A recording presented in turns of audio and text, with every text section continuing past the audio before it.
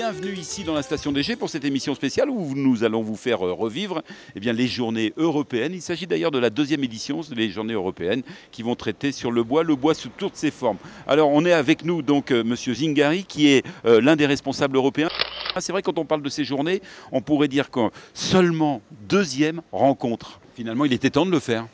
Absolument, absolument, parce que sur la forêt de montagne, il y a énormément d'enjeux, de fonctions, de rôles, et je dirais aussi une certaine dispersion. Chacun travaille un peu dans son domaine. Il y a le domaine, bien sûr, du bois et de l'économie. Il y a le domaine de la forêt de protection, de l'eau, les enjeux environnementaux. Et il y a tellement de choses qui, des journées comme ça, permettent effectivement de réunir, de faire un point et d'avoir aussi un consensus. C'est important, ça, de trouver les points communs. Je comprends bien, ce sont des journées d'études ici. C'est plutôt des journées d'études, de réflexion, d'échanges, bien sûr. Il y a la technique, mais ce qui est important aujourd'hui, c'est aussi la politique, c'est-à-dire mettre les acteurs autour d'une table et avoir un langage commun aussi. Et c'est ça, je pense, l'enjeu et la force aussi de ces journées. Bref, vous l'avez compris, on a défini les enjeux pour ces journées européennes, vous l'avez vu, c'est-à-dire qu'ici on prépare le terrain pour essayer de sensibiliser. Et puis quand on parle de la station DG, il faut savoir que l'EG a fait également beaucoup d'efforts pour essayer de sensibiliser tout le public qui viendra et qui est venu pendant ces journées pour leur faire découvrir la multitude des métiers sur les métiers du bois et également toute l'animation qu'on peut avoir autour du bois. Et là, on va voir des images qui ont été tournées par Anne. Vous allez voir l'animation qui existe dans le village DG. À tout de suite. Tables, chaises, horloges, vaisselle et multiples éléments de décoration, le bois a de tout temps été une matière qui se façonne. Il se hache, il se creuse, il se polit. De nombreux artisans sont venus ce week-end montrer leur savoir-faire. À côté de ces artisans, des artistes aussi sont venus exposer leurs œuvres, des artistes parfois un peu timides, mais qui ne manquent certainement pas de talent et d'originalité. Il suffit de regarder. Le départ du concept, c'est le travail sur le bois flotté, c'est-à-dire c'est du bois qu'on retrouve, qui est récupéré dans les rivières, qui est patiné par l'eau et qu'on peut récupérer souvent sur les bords ou à la sortie des fleuves, des choses comme ça. Donc là, c'est du bois qui vient du Rhône à l'entrée du lac Léman.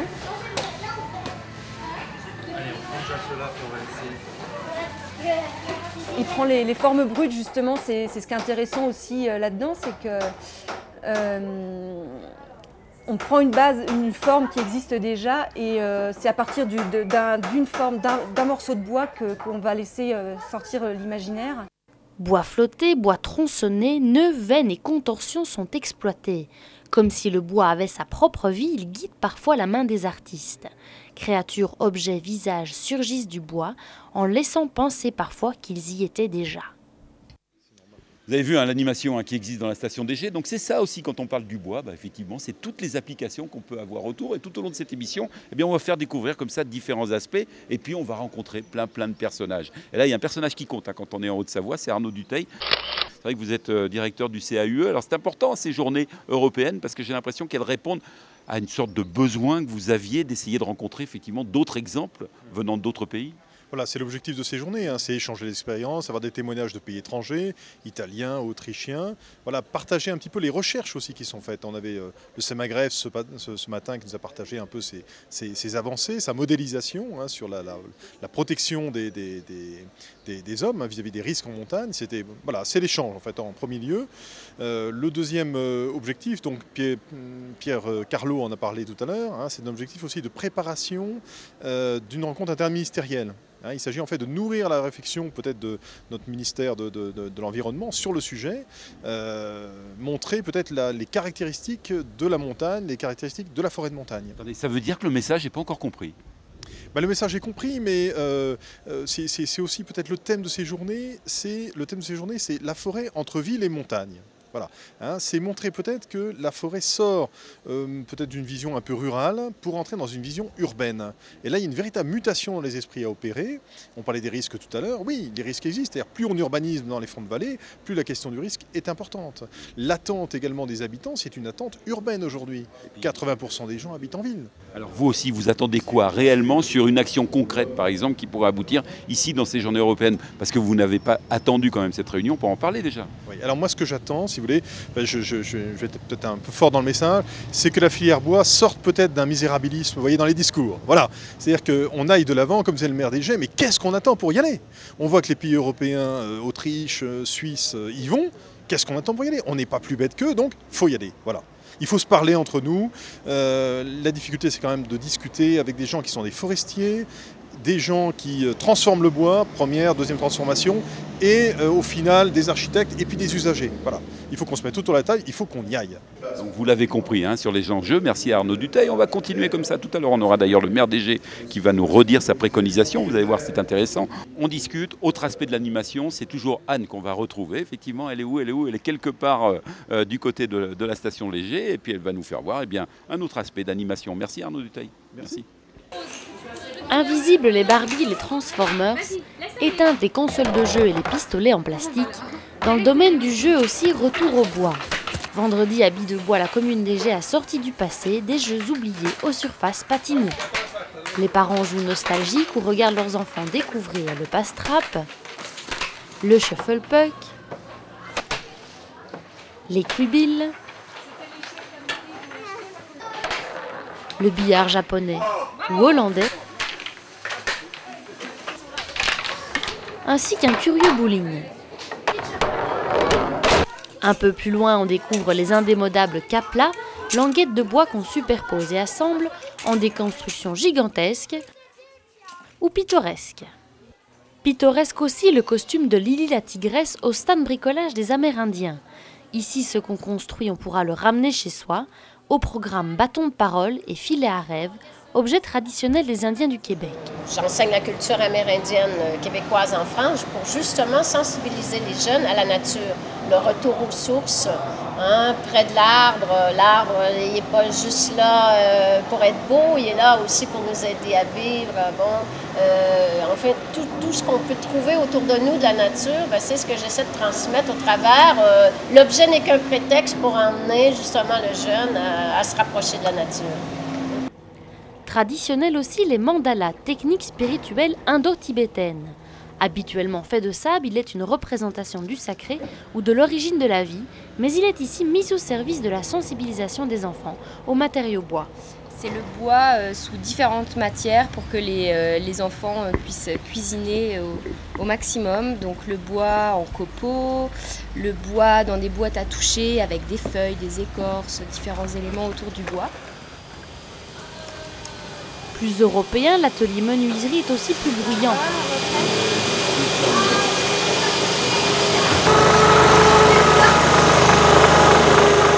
Mais n'en plaira pas moins aux enfants qui pareront le bois de 1000 couleurs. Regardez comme c'est beau, vous voyez ce qu'on arrive à faire avec du bois, le bois qui devient comme ça une œuvre artistique. Alors on continue toujours notre visite, vous l'avez compris, il y a de l'animation dans le village des Gets et puis également ici, dans cette salle, on continue toujours à parler des enjeux qui ont lieu avec ces journées européennes du bois. Alors avec nous, le maire des Gets, Alain Boulogne, ça fait plaisir Alain parce que c'est vrai que c'est partie de votre initiative finalement pour organiser ces journées.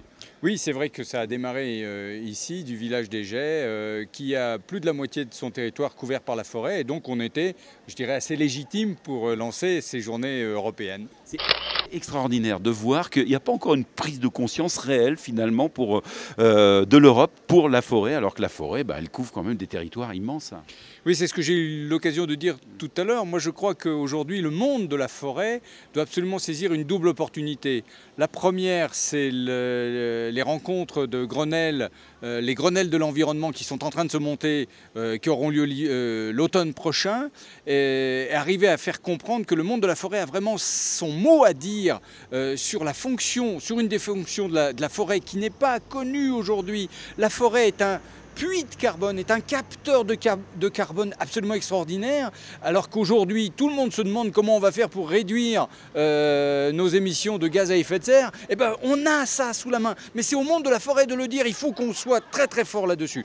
Mais et en complément de ça, l'Europe, elle, a bien compris Et si on veut aujourd'hui obtenir des aides de l'Europe, eh bien disons ce que nous faisons pour la forêt, disons comment on exploite notre forêt, comment on œuvre pour la forêt. À partir de là, tout sera complètement aligné. On limite l'impact de la voiture de toutes les formes possibles, on développe le vélo, et puis on limite aussi l'habitat en considérant qu'aujourd'hui, l'habitat est aussi émetteur de gaz à effet de serre. Et on pense que c'est vraiment en donnant des exemples comme ça qu'on protège notre environnement, qu'on va vraiment dans le futur. Et c'est dans ce sens-là, il nous semble qu'il faut aller. D'où l'importance de ces journées. Et donc l'importance de ces journées pour continuer à faire passer ce message très très fort. Le bois est léger, c'est vrai que c'est... C'est la même chose. En fait, c'est synonyme. Merci à Alain Boulogne. Toujours, on va retrouver toutes les animations qui sont faites autour du bois. On va peut-être gravir un petit peu les sommets des Gets. Et puis vous allez voir, quand on parle de bois, le bois est présent partout au Gets, comme l'a dit le maire. Merci. Il était une fois du bois. Et de ce bois, on fit quoi? Des livres. Et dans ces livres, des histoires. Derrière l'Office du tourisme, deux tipis venus d'un autre temps et continent proposent des histoires de bois et de forêt à lire ou à écouter. Tous les arbres de la forêt, et le hibou il l'a regardé, il a dit « Ouh, ouh, qu'il est chou !»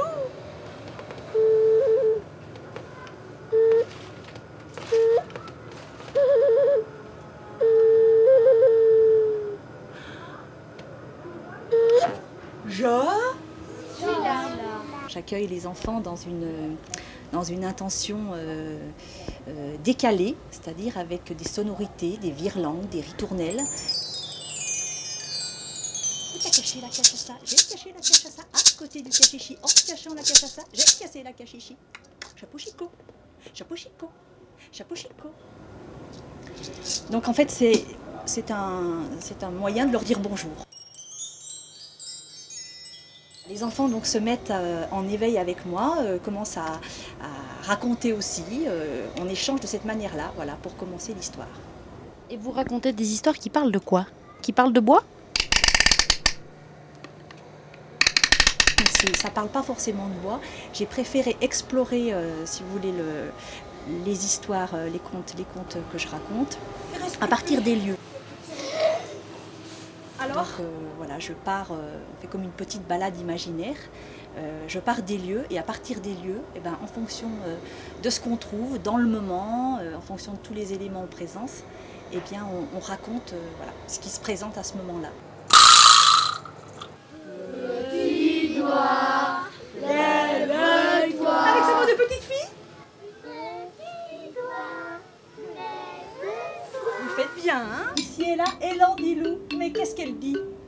Elle se moque de nous. Là-bas, vers la mer. Vous voyez, il y a ce qui se passe à l'intérieur, ici à la salle de la Columbia, mais il y a également tout ce qui se passe autour. C'est Anne qui nous fait vivre tout ça. Alors avec nous, Guy Chavannes. Pour vous, la forêt, c'est votre quotidien. Quand on parle de la Haute-Savoie, 40% du territoire est concerné par la forêt. Mais il était temps quand même qu'on parle de la forêt au niveau européen, parce que finalement, ça concerne tous les pays européens. Bien sûr, l'Europe c'est une réalité d'abord aujourd'hui, et quand nous parlons de la forêt de montagne, eh bien que nous soyons en Slovénie, que nous soyons en Italie, que nous soyons en Autriche, la montagne c'est la même, avec la même problématique de forêt. Donc aujourd'hui nous avons un grand rassemblement avec un échange d'expériences qui est très bénéfique et qui nous permet de nous remettre en cause dans notre système, de voir ce qui marche chez les uns, pas chez les autres, et voilà, c'est une grande richesse. On est comment? On se situe comment par rapport à l'Europe? En retard, en avance ou au contraire, on est au même niveau? Non, je dirais que nous avançons un petit peu avec du retard, mais nous avons bien pris le rythme aujourd'hui par rapport à la politique européenne. Et dans je pense dans quelques mois, nous aurons rattrapé, pas rattrapé peut-être au sens précis du terme, mais nous avançons dans ce sens-là par rapport au marché du bois en règle générale. Donc Guy Chavannes, on a bien compris, échange d'idées ici dans la station des Gets, mais également on prépare le terrain pour aller, pourquoi pas, aller voir la Commission européenne. Oui, tout à fait. La Commission européenne, pour nous aujourd'hui, notamment, passe par toute la normalisation, les normes européennes qu'on devra aujourd'hui appliquer à nos bois, tous nos bois qui seront commercialisés demain. Et nous accompagnons en tant que FIB 74 tous les professionnels pour les aider à passer ce cap. Allez, on va se mettre d'accord sur un cycle BQS. Ouais, BQS, Bois Qualité Savoie. j'agis pour le bois. Voilà, hein, c'est le message qu'on avait déjà passé, mais vous voyez qu'on continue comme ça à perpétuer ici avec toutes ces tables rondes et tout ce qui se passe ici, donc dans la station DG, mais c'est pas fini. Hein. Venez, venez, on va à nouveau retrouver Anne.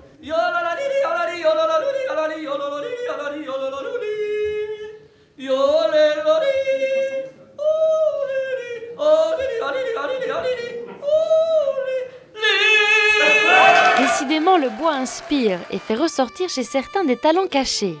Mais pour d'autres, c'est du bois en lui-même qu'il faut faire sortir des sons.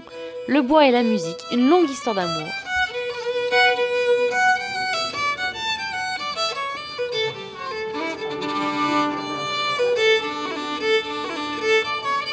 Violon et percussions. Trompettes et corps.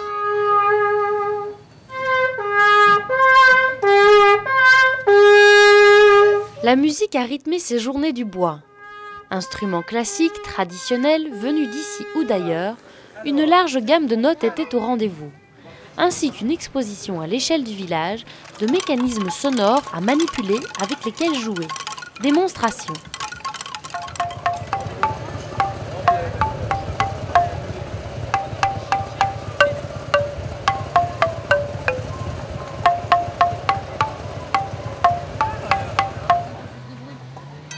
Le bois et le fer se sont mariés dans ces rouages en une douce cacophonie qui suivait les pas des badauds.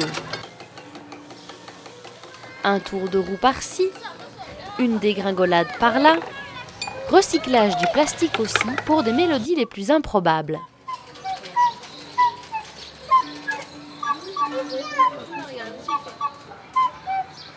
Loin de la musique des boîtes de nuit, le bois dans les boîtes était aussi source de son et d'amusement, mais bonne chance pour trouver le là. Ah, c'est passionnant hein, quand on parle de cette forêt. Vous avez vu, hein, avec toutes les déclinaisons qu'on peut avoir ici dans ces journées européennes, donc deuxième édition. Alors c'est important également hein, quand on parle de la forêt, c'est-à-dire d'un côté il y a la forêt, l'Europe, de l'autre côté il y a la montagne et l'Europe. Et puis finalement, Nicolas Évrard, vous qui êtes de l'AEM, on peut dire qu'il faut essayer de faire un lien à tout ça. Exactement. On se rend bien compte que la Commission européenne, les institutions européennes travaillent depuis plusieurs années maintenant pour une stratégie forestière européenne. Bon, mais la forêt n'est pas qu'une forêt de montagne. Et nous travaillons pour que les institutions européennes s'intéressent de plus en plus à la montagne et au territoire de montagne. Mais dites-moi, c'est le rôle de l'AEM? C'est évidemment le rôle de l'AEM puisque l'AEM défend les territoires. En tant que réseau de collectivités territoriales de toute l'Europe montagnarde en tout cas, on a vocation à défendre le territoire dans sa totalité. Et évidemment, les acteurs économiques, les acteurs socio-économiques sont partie prenante de cette dynamique des territoires. Voilà, l'AEM hein, qui est présente également, hein, ici, cet organisme donc pour eh bien, ces journées européennes, avec des participations aux tables rondes, on débat beaucoup, et puis finalement on prépare quoi? Des dossiers hein? On prépare des dossiers, on prépare des idées, on donne de la cohérence à des points de vue un peu différents, on intègre les gens dans une démarche commune, et justement, bon, l'échelon suivant, c'est peut-être d'aller expliquer ça aux institutions européennes pour qu'ils soient plus proches des territoires et qu'ils fassent des actions, des politiques plus concrètes, plus opérationnelles. Donc vous l'avez compris, hein, beaucoup de travail hein, à l'intérieur de ces journées européennes et puis on continue toujours, nous aussi, à voir bien l'autre aspect de la forêt qui permet comme ça, on a vu des enfants tout à l'heure qui passaient, eh bien, à ces jeunes de savoir que la forêt, eh bien, il faut savoir la conserver et savoir l'apprécier. Objet d'animation certes, le bois fut surtout sujet de discussion pendant ces journées européennes de la forêt de montagne. Le bois objet de développement durable, du développement économique, souci écologique mais aussi matériel et lieu, ancestral, social et culturel. Une mise en commun d'expériences et peut-être une recherche de solutions concernant la préservation du patrimoine forestier. Solutions are cannot come only from one meeting or one event.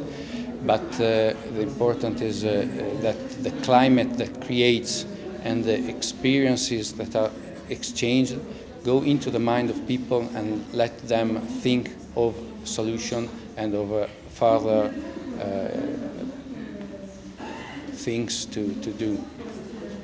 Un climat sérieux de travail régnait sur les conférences et tables rondes.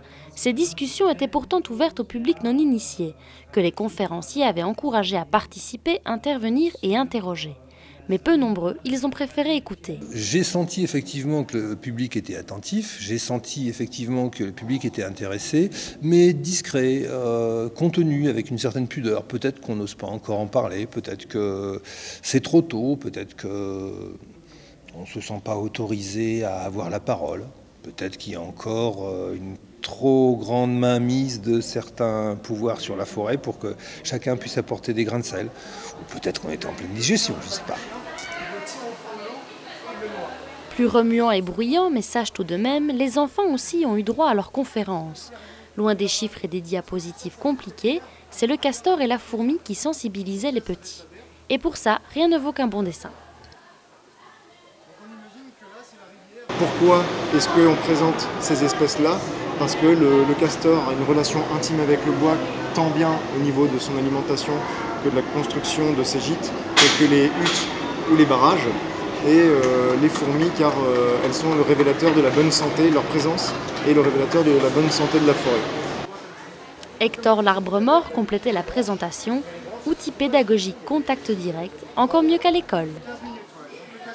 Si je l'entends quand je arrive, ce qu'il va faire, c'est qu'il va... Voilà, on continue toujours toutes les applications du bois, vous l'avez compris, pour ces deuxièmes journées européennes. Donc on a beaucoup débattu sur le bois et puis également le bois comme objet d'art. Alors tout au long de cette émission, on s'est mis devant comme ça des œuvres. Tout au long de cette émission, vous avez vu également des images qui ont été tournées par Anne. Et bien tout cela, toute cette animation est faite par vous, Benzo. C'est vrai que ça vous passionne. Dès qu'on est sur des éléments comme ça, naturels, ça vous plaît.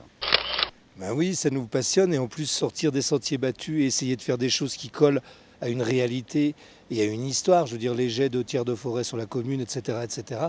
Bon, le bois, il est présent ici, l'habitat, et aller plus loin et amener des choses artistiques. Bon, là, on a plus de 80 sculpteurs qui sont là, dont des tout grands qui sont là en expo. On a des œuvres qui vont être faites sur mesure, sur place. On a le fameux sculpteur valaisan qui travaille maintenant chez nous et qui fait des sculptures en bois flotté, qui a inondé la rade de Genève il y a quelques années, qui fait des choses complètement folles avec le bois flotté. Et il y a plein de choses comme ça. Et il y a aussi des spectacles, puisqu'on a un Autrichien qui arrive avec une dizaine de bouts de bois, qui va monter une tour à 12 mètres avec ses bouts de bois et de la ficelle et c'est tout, et qui va manger une pomme au sommet, puis qui va redescendre et qui va redémonter son bout de bois. Voilà, c'est tout à base de bois. Mais c'est ça finalement, le bois, c'est une matière d'inspiration aussi. D'inspiration, de chauffage, mais d'art aussi, parce qu'on voit tous les sculpteurs, tous les objets qui se font en bois, c'est phénoménal. Un peu un symbole dans cette société où on va un peu dans le mur avec les valeurs marchandes et rien d'autre. C'était facile à trouver tout ça ou pas? Ah on essaye, on cherche et on croit, donc quand on croit, on trouve. Voilà, et bien ça c'était Benzo, vous l'avez compris, donc c'est un peu le résumé qu'on voulait vous faire sur ces journées européennes. On voulait remercier tous ceux qui ont participé, qui ont organisé, on vous mettra la liste comme ça en générique sur ces journées, et puis pour vous montrer toutes les applications du bois. C'est vrai qu'il y en a, on aurait presque pu terminer avec du tronc, non? Oui, on aurait pu terminer, oui c'est vrai, elle est bonne celle-là. Merci. Et non, mesdames et messieurs, ce n'est pas encore tout à fait la fin. On ne termine pas une bonne journée sans un peu de fête. Car sorti des salles de conférence, le bois était aussi l'ustensile, le support ou l'objet du spectacle. Il vole, il virevolte, passe de main en main, et devant les yeux émerveillés du jeune public. Pardon? Ah oui, il n'y a pas de souci. Pour moi, le bois, je veux dire, le bois, parce que c'est doux, le bois, c'est doux, et le bois, c'est noble, Et pour moi, le bois, c'est un bon rapport. Parce qu'au Québec, on court les bois, maintenant, là, on court un peu sur l'asphalte. Mais ici, étant donné que le thème est sur le bois, je me sens en plein pot d'un coureur des bois. Suivons Jean Ciboulot dans les rues des Jets et découvrons un autre amoureux du bois, un acrobate qui fait son show.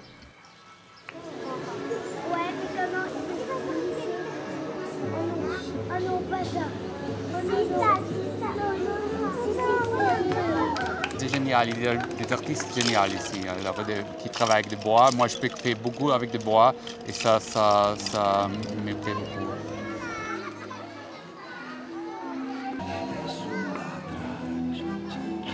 Ça, c'est aussi des bois, c'est bois spécial qui sont, c'est le son et aussi les costumes que je vais porter plus tard.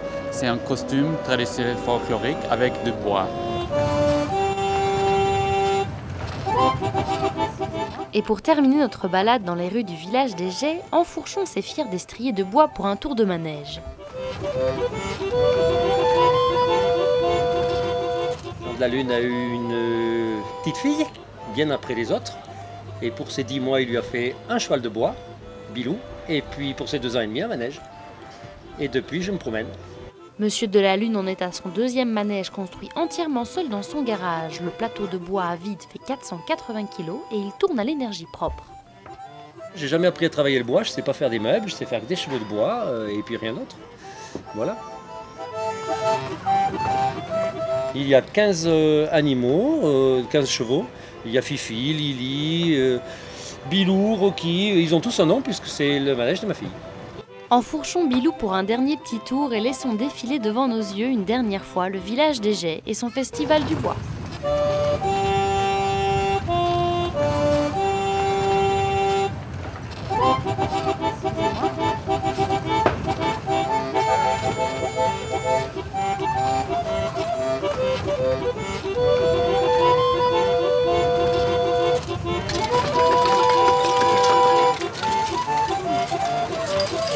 La photo, hein.